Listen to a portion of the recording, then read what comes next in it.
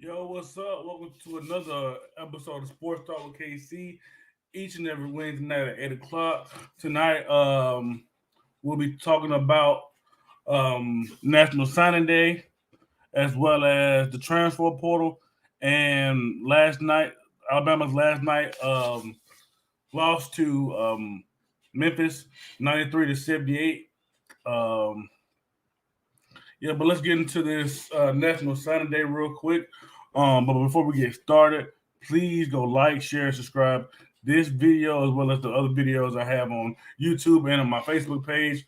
Titletown TV presents Sports Talk with KC. Titletown TV as well on YouTube. Subscribe to that. Follow me at Karan Twin Cadell on Facebook. Karan Cadell on Instagram.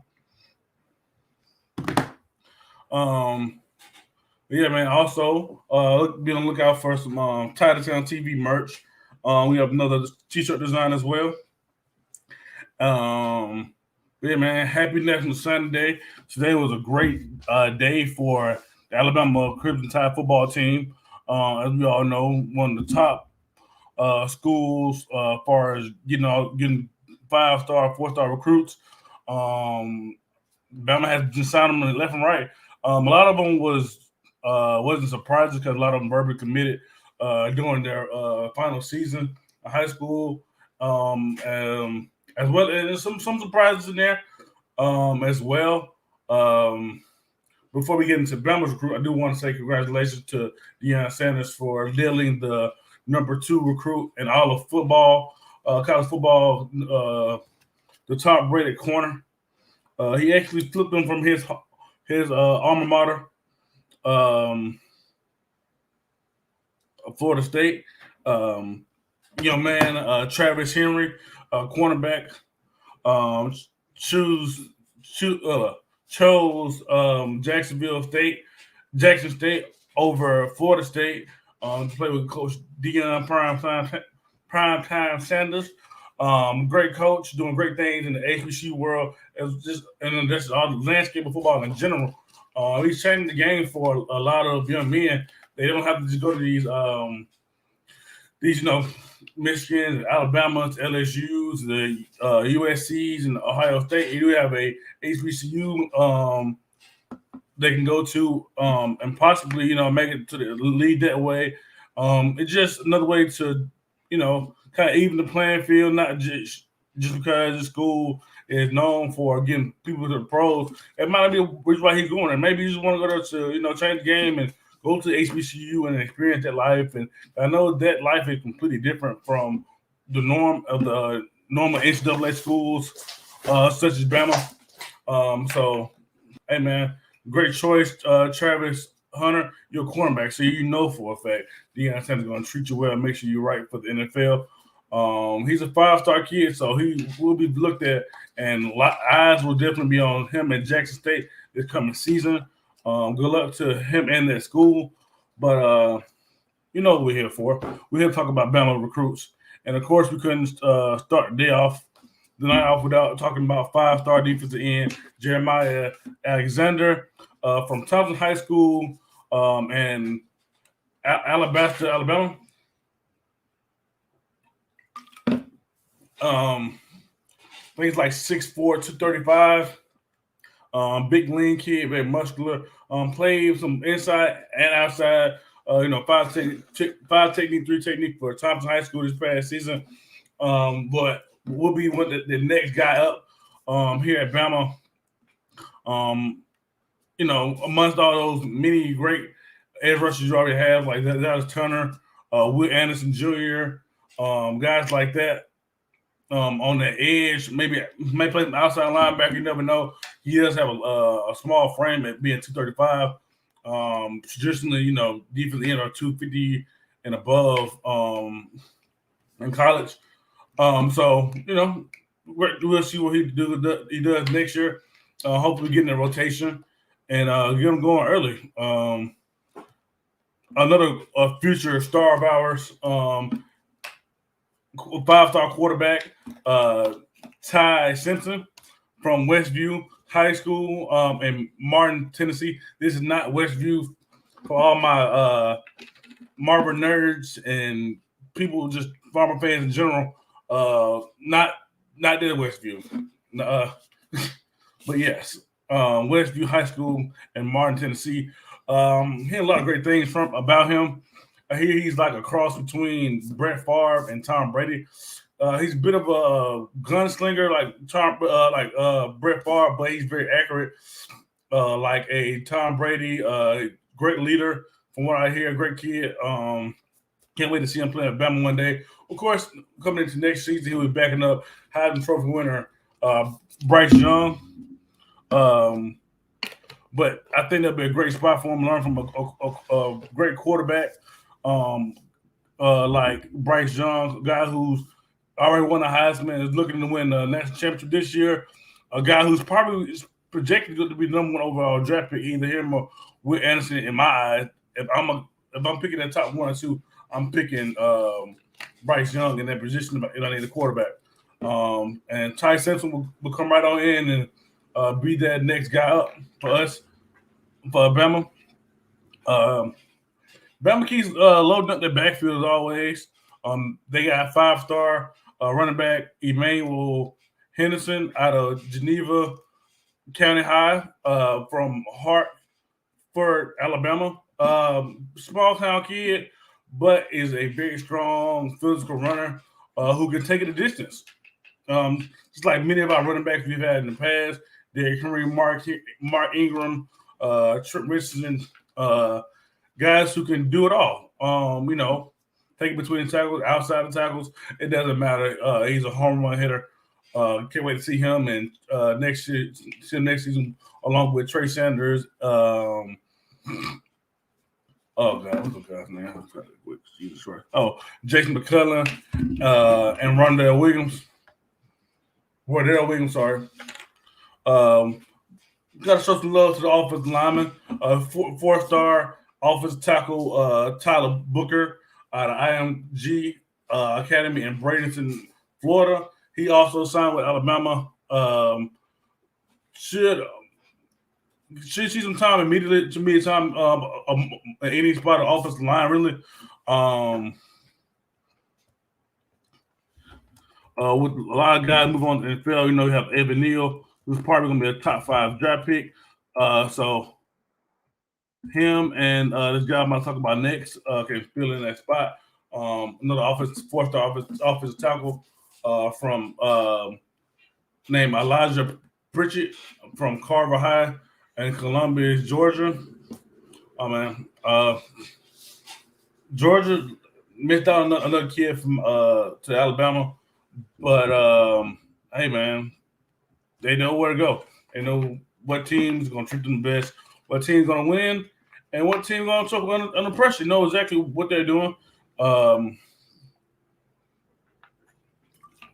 When it comes to picking these schools, can't wait to see him play next season as well.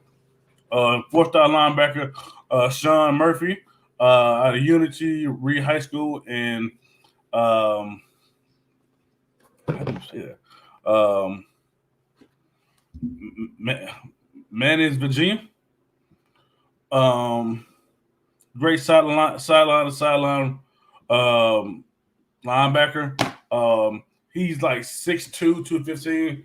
A little bit on the smaller side, maybe one of those linebacker strong safety hybrids. But he's definitely see some play time with Christian Harris and Harry To'oTo'o. Moving on to the NFL, possibly. So he might get a start at on first team, and having come in and cover on 3rd and 4th down for the Alabama defense. Bama keep just adding on to the defensive line depth with a 4-star defensive lineman named Jaheim Otis from Columbia High School in Columbia, Mississippi. Not too far. I think maybe like a 30-45-minute drive from here to Columbus, from where I'm now in Northport, Alabama. And one of those big hybrid, defensive end, defensive tackle hybrids. Jaheim Oates can play tackle, can play some in that 3-4 system that Bama runs. Bama also picked up fourth athlete Isaiah Bond, a guy who plays offense and defense. I'm curious to see where he ended up playing. Guy from Buford, Georgia, Buford High School. I'm ready to see what they decide to put him at. I seen him. Of course, he has the return ability, but I seen him on plays where he could run the ball and catch the ball out of the backfield as well as out wide. And then again, of course, I'm playing defense. That's giving the added dimension, so he might turn to a Trayvon Diggs for us. A receiver converted corner, or he might steal offensive side of the ball and just be one of those playmakers who just, it doesn't matter where he is, he just make plays. Another wide receiver, Aaron Anderson, AA from Edna Carr High School in New Orleans, Louisiana, as well as another receiver from Louisiana, Chaz Preston from St. James High School in Baton Rouge, Louisiana. Those two recruits are big for us. We got two playmakers from LSU territory, and last time we got a receiver from that territory was Devontae Hyde, former Heisman Trophy winner, national champion, multi national champion, guy who put us over the top in that Georgia national championship game a few years ago, Devontae Smith. So for us to get two guys like that, it just automatically just makes me think about Devontae Smith and what he had done he did at Bama and what he also doing now in the NFL. We just keep developing these Louisiana receivers, man. Both guys are gonna be very good for us. Definitely check out Shaz Preston, big tall kid, fast. I see a lot of he wears the number 7. So first thing I'm thinking about when I see him, I think about Mike Williams because he's a big kid. Mike Williams out of from Clemson. But then again, I see a lot of, I'm not gonna say Calvin Johnson, he's not as fast, not as big, but you know what I'm saying, he's definitely a big, lean, tall receiver.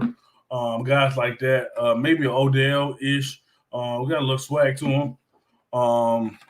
Running also, Bama got 4-star running back Jamarian Miller from Tyler Legacy High School in Tyler, Texas. Just adding to the running back depth is all we're doing. He might be searching for some time because the guys we have in place already in Roydell Williams, Chase McKellen, and also bringing back Trey Sanders hopefully this season. And then, of course, 5-star Emmanuel Henderson also being in the backfield as well. So I hope we find a spot for him, maybe contribute to special teams. And then, we got a tight end in there named Jaleel Skinner. 4-star out of IMG Academy out of Bradenton, Florida. We're probably replacing Cameron Latu and Jahil Billingsley. Our two tight ends. We have great tight ends.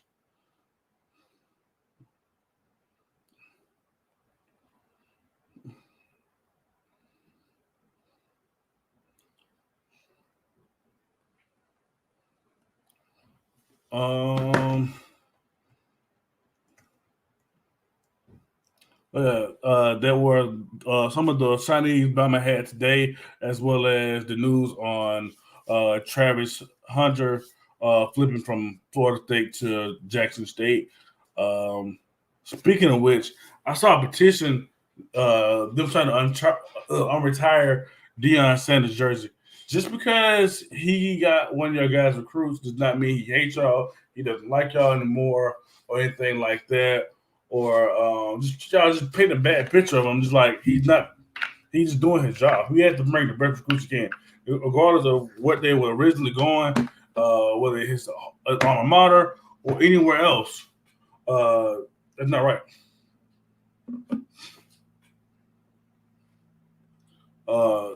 That's not right of y'all to do that. To unretire his jersey. He was a great player for you guys. Brought a lot of eyes to you to that school. Was probably the greatest player in y'all school history. Of course, they've had some great players over the years, but not as the caliber of Deion Sanders. So keep his jersey retired and just move on, man. I know y'all guys are struggling to get top recruits. They've been on kind of a down. He was spiral since Jimbo Fisher left, and even when he was coaching there, it was kind of on the way down. But you guys will bounce back one day. But let Deion Sanders have him. But that was all the signing day news. I'm gonna have to get back with y'all on some of the local kids we have signed today. I do know offensive guard from Northridge, Jaredo, did sign with South Alabama today. So congratulations to him and his family. Enjoy the moment, get to work, young man, and I can't wait to see you play and represent for Tuscaloosa. But yeah, as you can see, former Ohio State quarterback Quinn Ayers transfers to Texas. Quinn Ayers was the number one quarterback in his class last year.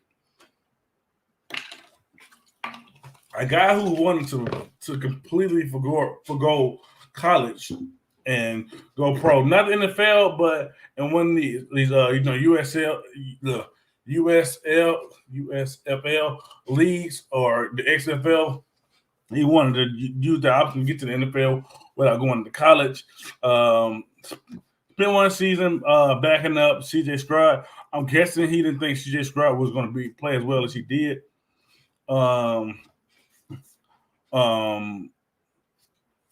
He had a Heisman season, surprisingly to a lot of us. I know he was hoping to play a lot this season. He didn't play very much or not at all, but he probably will have to get a shot at Texas under Steve Sarkisian, former Bama offensive coordinator and former head coach at USC. Can't wait to see him in a Texas uniform, man. Ohio State, they had another quarterback leave as well. So CJ, the job is yours. Keep balling out, sir. You and Bryce Young are going to be forever linked because of the Heisman Trophy race, as well as the Bama Ohio State playoff rivalry. We all know how that goes. They've beaten us before. We've beaten them before too. So next up, we have in the transfer portal that's finally picked his destination.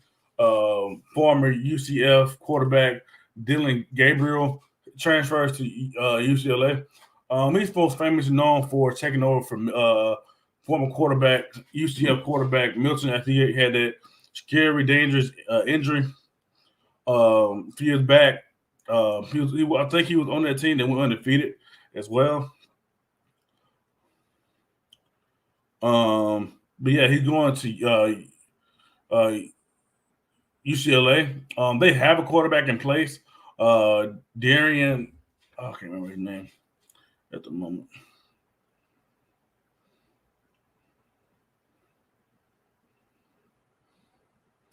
Darian Thompson Robinson.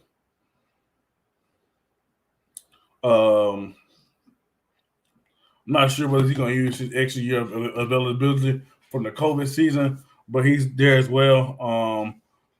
Dylan Gabriel will definitely be a solid backup if he does come back. If not, Dylan Gabriel would be a great replacement, for Thompson Robinson.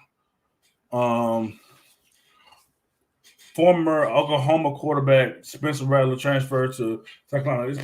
It's probably the biggest surprise of the offseason. Well, not really offseason. The season's still going because of bowl games and playoffs to go. But I definitely didn't see Oklahoma quarterback Spencer Rattler transferring before the season started. He was projected to be top 10 pick, maybe the overall pick, depending on who was picking, what quarterback team was picking first. Before the season started, had a lot of Heisman votes, but was on the Heisman watch this past season. Was great, you know what I'm saying, until in the last season. So his draft stock and his Heisman watch uh, was very warranted, but didn't play well. Got benched for Caleb Williams, who ultimately finished the season as a starter. Played pretty well. Was one of the Heisman candidates as well. At one point, they had some bad losses this past season that took him out of the race. But yeah, and they ended up losing their coach, Lincoln Riley. And I'm very surprised by him choosing South Carolina just for that very reason. I figured he would follow Lincoln Riley over to USC. Instead, he chose the other USC and University of South Carolina. Wasn't the best. This is definitely a win for South Carolina. I'm not really sure how that helps Spencer Rattler. Maybe he does become their quarterback. I thought he was going to be, and maybe they win the SC East. I don't see them win the SC West with the whole SEC with Bama still being around and Texas A&M, LSU, guys like that. Especially Bama with Bryce Young and Will Anderson definitely coming back because they're only sophomores. So to see Spencer Rattler and Bryce Young battle in the SEC championship game is definitely a dream. The battle of the top quarterbacks next season. There's gonna be a lot of eyes on him in South Carolina. He's definitely put some butts in the seat. So South Carolina, get y'all stadium ready because the scouts will be there to see Spencer Rattler. Another surprising move from LSU, Max Johnson transfers to Texas A&M. Reason why this is so surprising, he just beat them like 2 weeks ago. I mean, I know they lost their coach. LSU fired their coach, Coach Ed Orgeron, this season. He let him finish out the season. So he lost a lot of recruits as well as players to the transfer portal. But I mean, I'm not surprised that he transferred. I'm more surprised that what school he transferred to, being a school that he did beat this past season, and not that long ago as well.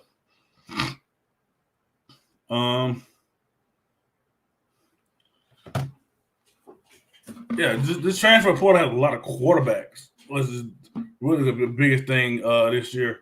I can go down to some more quarterbacks that transfer who hasn't decided where they're going yet, but they are big name quarterbacks. Keldon Slovis.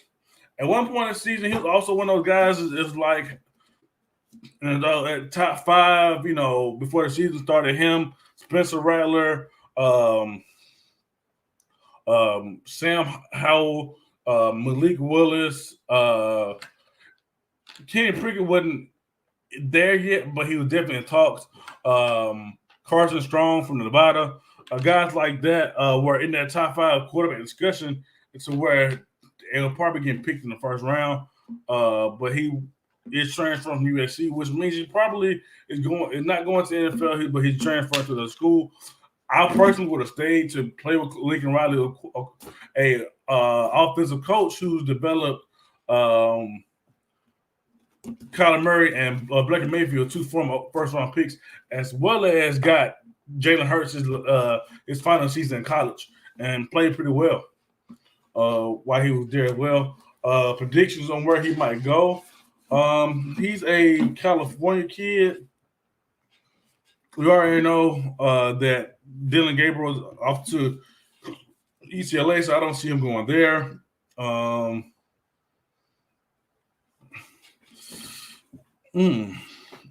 Where could he possibly go? Maybe in Miami. Derek King is leaving. They have a new coach now down there in Miami. Mario Cristobal. Another quarterback nearby from Auburn, Alabama. Bo Nix, a guy that going into the season, Auburn fans and some sports experts had him picking to win the Heisman, leading Auburn to the national championship. None of those things happened.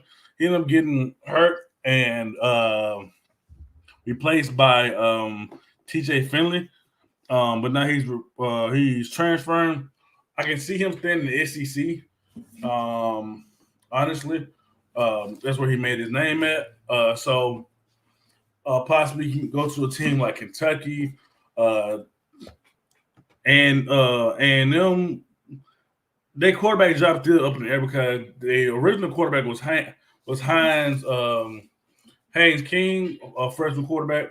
He got replaced by Zach Calzada, another quarterback who transferred. Don't know where he's going quite yet.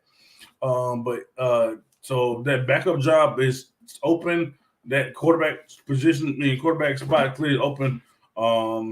With Texas A&M accepting Max Johnson and already having Haynes King. Maybe he can go in and disrupt the whole competition and get in there and stay in the SEC West. Let me see what else could he possibly go.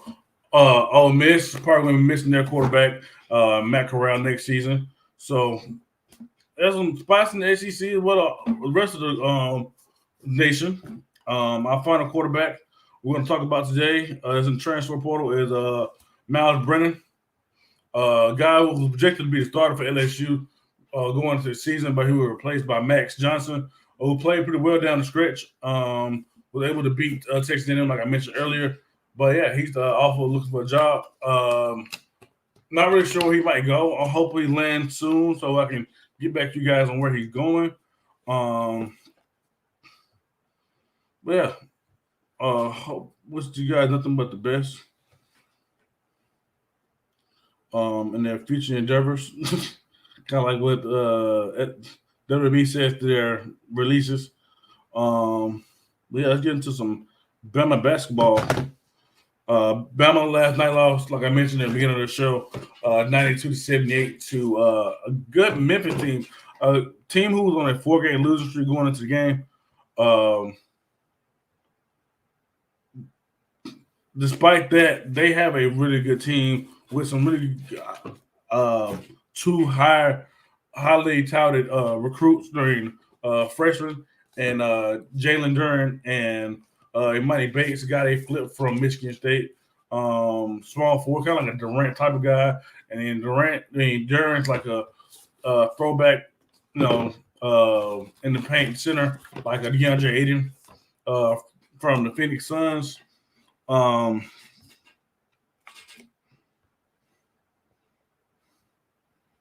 biggest factor, Bama free throws. It's even back from when we had Avery Johnson that always killed us. Was only 67% from the free throw line, while Memphis was 80% from the free throw line.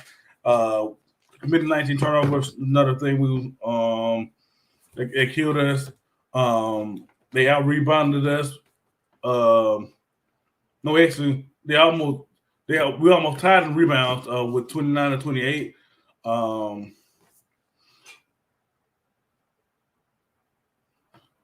We also didn't shoot the three as well as we normally do. We were on 30% from the three-point land. They were 35%. We were 46% from the field, which is decent. But with a team with that amount of offensive power and Memphis, we can't do that. They had 2 double-digit score off the bench, as well as 14 points from Jalen Duran, the guy I mentioned earlier, and 6 rebounds. For the Crimson Tide, top scorer Jaden Shackelford only had 10 points, 8 rebounds. Got some threes from 3 threes from Ellis, 19 points, 6 rebounds. JQ Cornely had 12 points and 6 rebounds for assists. JD Davidson played a lot of minutes, but wasn't very productive. Hit 8 points, 10 assists, and 5 rebounds. He's not, in my opinion, a true point guard, but he is a great combo guard, and I can see why in certain lineups where he fits in with Shackelford and JQ Cornely, as well as Ellis, a 3-point specialist. So yeah, uh, glad to see him doing great things down in Bama. Local kid out of Calhoun, state champion. So all respects to him. Yeah, we'll definitely get after him. We've been climbing the charts, as they say. We were number 6 going into the game. Had some solid wins against Gonzaga, as well as a controversial victory over Houston.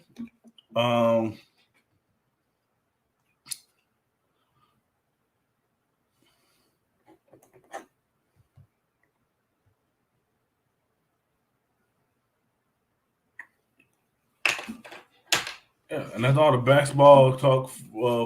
Basketball talk for the night. Let's get into some NBA. Last night,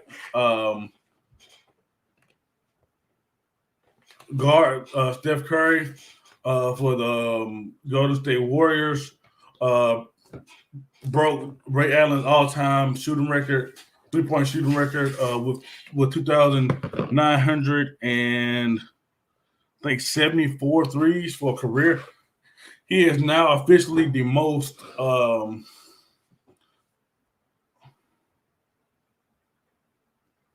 officially the greatest shooter of all time.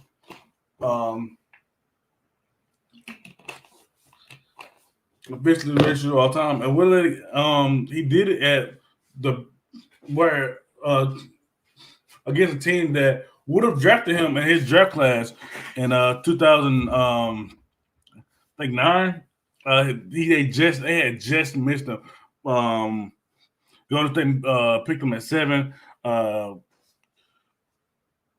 New York Knicks were going to pick him at 8, as well as he did at Madison Square Garden, the greatest arena of all time, quote unquote. He did some other scores from last night. The Suns beat the Trailblazers 111 to 107. Save Damian Lillard. Hashtag save Damian Lillard. Please hashtag that and come up with some trades in the comments, as well as on SportsTalk with KC page. And I will discuss that with you guys. I have one in particular. Not really to save him, but to give him some more help. I would love to see him and Ben Simmons collaborate. And if he does, he gets traded away from Portland, I would love to see swap for him and Jaylen Brown, and possibly Marcus Smart or Dennis Schroeder to Portland. The Brooklyn Nets beat the Toronto Raptors last night, 131 to 129. The Pistons Bull game was postponed to a later date, but those were the games for last night. Today's slate for the NBA, we have the Hawks, Magic, Lakers, Mavericks, Grizzlies, Trailblazers, Miami Heat versus the 76ers, Rockets, Cavaliers, Pacers, Bucks, Pelicans, Thunder, Hornets, Spurs, Clippers, Jazz, Timberwolves, Nuggets, and then the Wizards and the Kings. I have the I have the Hawks beating the Magic, the Lakers beating the Mavs, Trailblazers squeezing by and beating the Grizzlies. The 76ers beating – no, actually I have the Heat beating the 76ers. Cavaliers beating the Rockets, Bucks beating Pacers, Pelicans beating the Thunder, Spurs beating – no, actually I'm going with the Hornets. The Hornets beating Spurs, Nuggets beating the Timberwolves, Jazz just squeezing by the Clippers, and the Wizards beating the Kings. Like I mentioned earlier, please go like, share, and subscribe to the YouTube channel, TitletownTV, and watch SportsTalk with KC.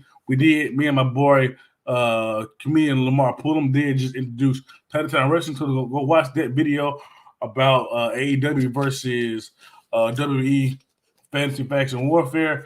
Very exciting episode. Got a couple funny moments in there, as well as some serious debates on teams, as well as bracket seating and winners. Also, go like and subscribe to this Facebook page. Sports Talk, Titletown TV presents Sports Talk with KC each and every Wednesday at 8 o'clock. I can't wait to drop this episode and see y'all feedback. Love you guys. Y'all have a good night.